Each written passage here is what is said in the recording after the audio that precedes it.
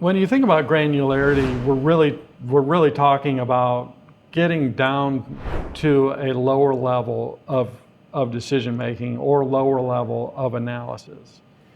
And the concept of there being differences across consumers and differences across market is a staple concept in marketing. And it's important when people think about optimizing their marketing to think about granularity. And so the question arises how best to approach this problem. How best to think about that there exist differences between consumers in the way that they receive messages, in the media that they consume, in the products they purchase, in their attitudes, behaviors, et cetera. We're all individuals at the end. And individual differences are different across geographies and within the day, right? And so understanding things at a granular level is an important thing to optimize marketing. The question is how you do that and what's the approach to that problem. So at Keen Decision Systems, we're really focused on decision support versus strictly historical measurement. And as a result of that, I think that we're really focused on where the level at which decisions are being made.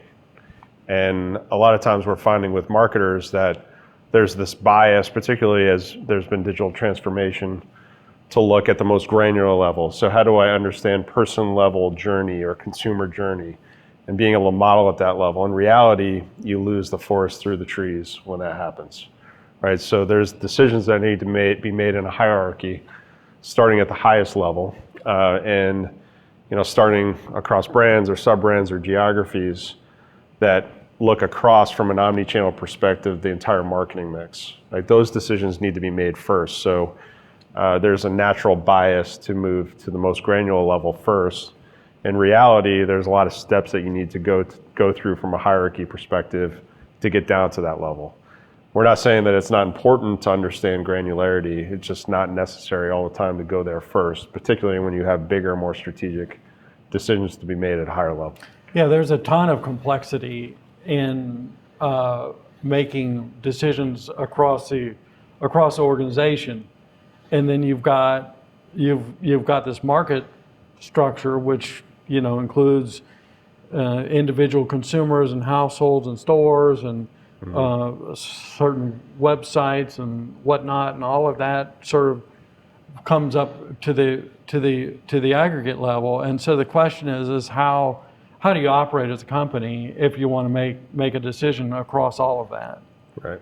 And to start at the most granular level sort of tends to complicate, because oftentimes the company doesn't even have the systems in order to execute or manage all of that.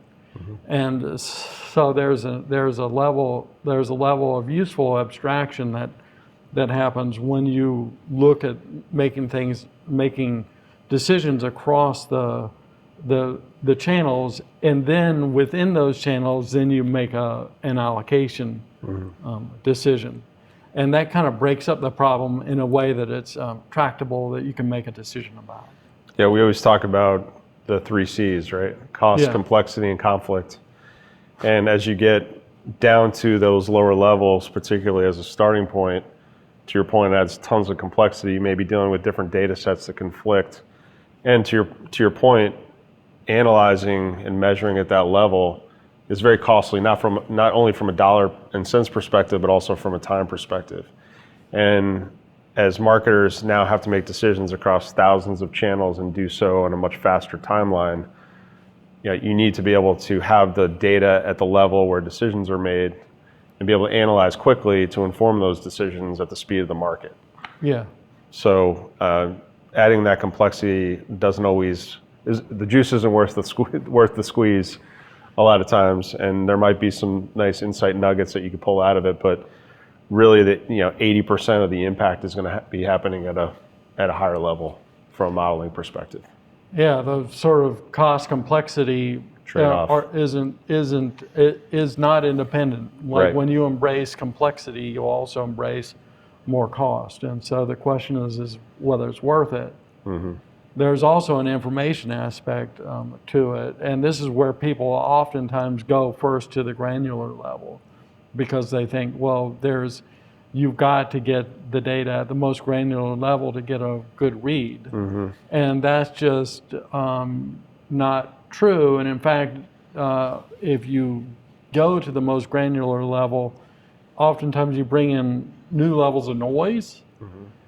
And you also bring in biases that happen because what I would call a targeting bias, because the company is now targeting their media at the lower levels, and they're targeting some consumers and not others. Mm-hmm. And the reason that people say they, quote, get good reads at lower levels is that they're oftentimes exaggerating this targeting bias, or they're recovering the targeting bias, and that we naturally want to allocate more money to the better targets. Mm-hmm. And so therefore, when you start analyzing things across targets, you see a relationship between better targets, or people that buy more, and people that receive more advertising. Mm-hmm. And that's as a result of how you allocated the money, not as a result of the marketing actually driving it. Right. But an analyst will look at that and run a regression or something across it. Next thing you know, they'll be, oh, we're getting great R squares and great, very significant and large effects from the marketing. And you're like, wait, you really don't know what you're measuring. Right. And you're really just kind of recovering the firm's past decisions about how to allocate the money. And it tends to be a more myopic view too, because if you're looking at that low level, and you made this point before, you can't allocate all of the data or impacts from higher levels down to that level, right? So you may have digital data that's down at the person level or the segment level, but you won't have your national TV, you won't have your PR, you won't have all of your offline spending, and you'd have to allocate that down, which also creates error and noise as well in the situation, right? So it's a false perception of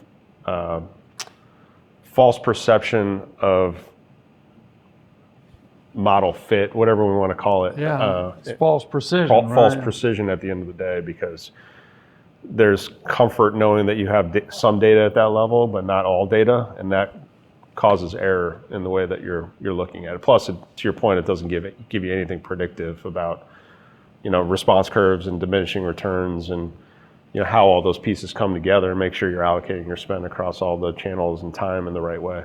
Right. And the critics would look at an approach that just looks at the aggregate level, at the brand level, and say, well, there's a lot of aggregation bias there. Now you're taking things that naturally occur at the lower levels and you're moving them up to the higher levels. And the problem with that argument is that you really are not accounting for the fact that you're able to measure market-wide movements at that level, right? Mm-hmm. So if you employ something and it moves the market, you're actually going to look at that. And furthermore, to your point, it's much more efficient to pull the data all in at a level that you can actually measure, mm-hmm. and then focus on the information problem, which is expanding your information base. Right. And that's where our use, or a use of Bayesian methods, where you can take the data where you have it, you have it easily at the brand level, and then augment that with information that you have from other studies. And these studies can include in-market tests, A/B tests, household level models, regional level models, test and control. They can include all manner of things in which you've really designed a measurement study to sort of de-bias or remove this kind of targeting bias, or remove any sort of biases that may exist, and then bring it in at the level where you're making the decisions. I think there's a I think there's also a bias that the only information that's valuable is time series data.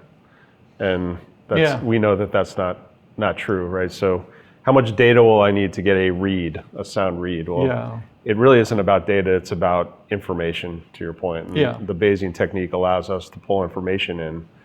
And information is the gold, right? Ultimately, bringing as much information into a model to inform the model, whether it's time series data or some other prior information that can be brought on the same playing field in the same model, is where you get the predictive qualities that allow you to have confidence making decisions based on that information. Exactly. And you're really trying to fit you're really trying to match the data and the information to the level of the decision, and the decision, it's a fitness thing. You're really creating your approach for the fitness of the decision. Right. And it's really in service of the decision. Yep. It's not necessarily in service of a model. A model might be useful for measuring, but measuring is not the end state. The end state is actually improving the business and moving it forward. So that's the big transformation we have to make in the minds of our clients and prospects. This is not a measurement problem, right? Measurement is helpful for about 5 minutes, right? So measurement's a great, report card for what happened in the past. Where brands grow and there's optimization happening, that's in the future, right? Yeah. And that's the change in mindset that we have to drive with our clients and prospects in the industry at large, because that's essentially where we want to. It's okay to see that we have a 90-cent ROI historically, as long as we have a path to get to $2, right? So how do we take what we're doing today, leverage the information that's available to improve the outcomes looking forward? That's where we get better marketing, optimization, better results coming from marketing over time, and that's where technology can obviously drive that outcome.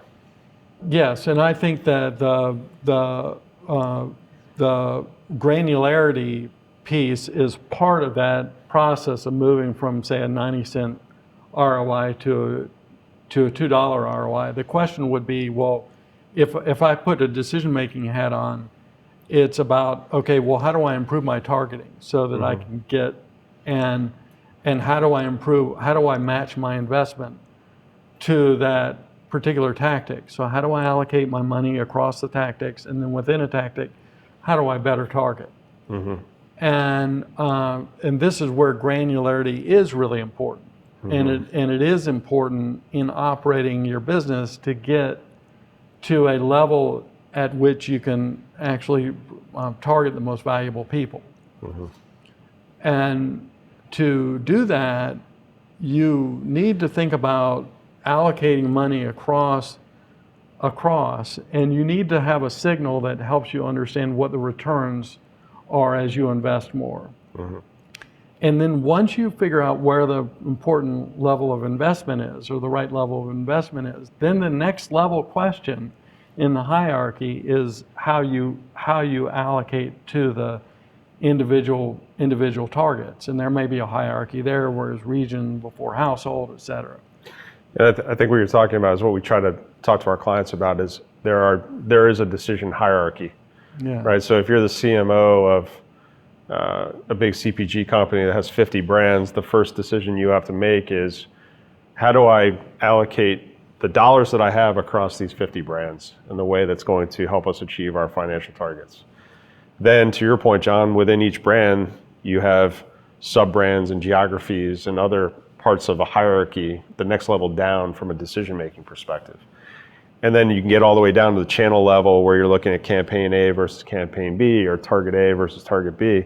But that's 4 to 5, maybe 6 decisions below where you start, right? So we always try to start our clients at, okay, what are the biggest decisions? Like, do you even know how much you put in offline tactics versus online tactics, right?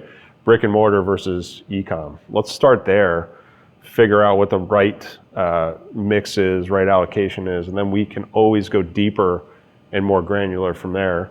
And then again, as we've talked about, the natural bias would be to start in the silo at the most granular level and build your way back up.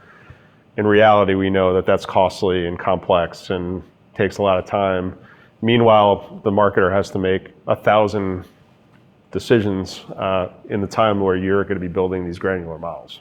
It's really about reducing complexity. Like you're gonna take a very complex world and try to reduce the complexity, and that's where the decision hierarchy comes in, because you're able to create a series of decisions where it gets more granular, and at each level of the hierarchy, you're then peeling the next layer of the onion where you're gonna open up a new.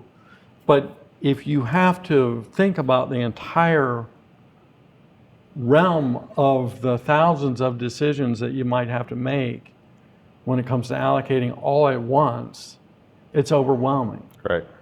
And the technology will certainly help this as we go. But as you know, it takes people to configure technology. Right. And if you're gonna assign your decision to a piece of technology or a computer, then you have to configure that computer so it's working on your behalf. And this is where it's really important to think about things in a hierarchy. I also think that it's very much a focus on consumer objectives or customer objectives that drives it, right? So how do I drive as much penetration with an existing group of consumers or customers, or how do I get this group of consumers to buy more or more frequently? And I think that and that's what the junior marketer is going to focus on first. Like, okay, how do I move the needle with this target and grow another household penetration point? And do I focus on campaign A or creative A versus creative B, target A versus target B? And I think that focus, particularly as a junior marketer, because you're focused on the execution in a lot of cases, not necessarily the strategy and how do I kind of pull back and break down the silos and kind of think about this business holistically. And I think in reality, that puts a marketer on an island as well, because no one else speaks that language, right? So at the end of the day, what the company cares about is shareholder value, and is the money that I'm spending behind marketing driving the outcome financially that we want to achieve. Yeah. And that's been the missing piece for marketers for decades. And I lived it myself, not being able to have the answers around, I put this was my marketing plan, this is where I spent my money. I have no correlation to what I spent and what the financial outcomes are, what my forecast is, top line, bottom line, and how much value that's being driven over time from those decisions. And I think that that's the biggest transformation that we have to make in the industry is, to your point, it's really important to understand once you get the right allocation within a given channel or tactic, who do I spend that against? What's the creative look like? Those are all important decisions, but I would argue that they're not the most important decisions, right? It's a byproduct of the more important decisions that happen at a higher level. And to be able to look at those decisions and hold them accountable to a financial outcome puts the marketer in a different seat, and a different level of accountability, and a different level of confidence in speaking to other folks in the C-suite.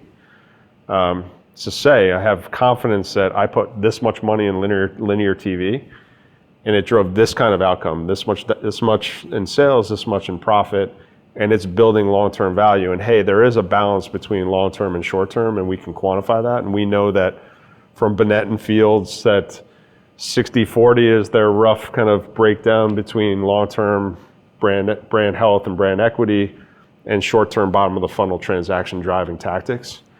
We can actually quantify that, right? And that's gold to a marketer having a conversation with the CFO, the CEO, and others that are in charge of the financial statements and value creation for the company. Yeah, you bring up a good point about juxtaposing the firm's position versus the consumer's position. Yeah. And yeah, we can think about consumers as being all different, but at the end of the day, there's only one company, and there's only one P&L that really matters. Yep. And so you can break this up as many ways as you want, but at the end of the day, it's all coming back to the firm's P&L. And so I think as a marketer, if you're going to think about things at a lower level, at a granular level, you also need to be able to bring it back to the firm, ladder it up. And this is where the hierarchy comes in, where you can take the market level concepts and build them back to the firm level P&L. Right. And you can be assured that when you're allocating your money, you're allocating it up and down that hierarchy where you're ultimately serving the firm's interests. Right. And you're able to demonstrate that. And the marketer gets to survive as well, right? Because, the minute you walk into a CFO's office and you start talking about all the marketing KPIs, so this much awareness, this much consideration, this much brand equity, you're going to lose them in about 5 minutes, right? Yeah. So what they want to see is, I gave you this much budget.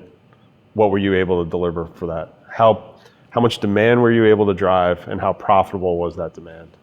And I think if you can't answer that question, which we know we're the only system in the world that actually does this, right? So if you can't answer that question, then you're not going to have a longevity in your current position. Yeah.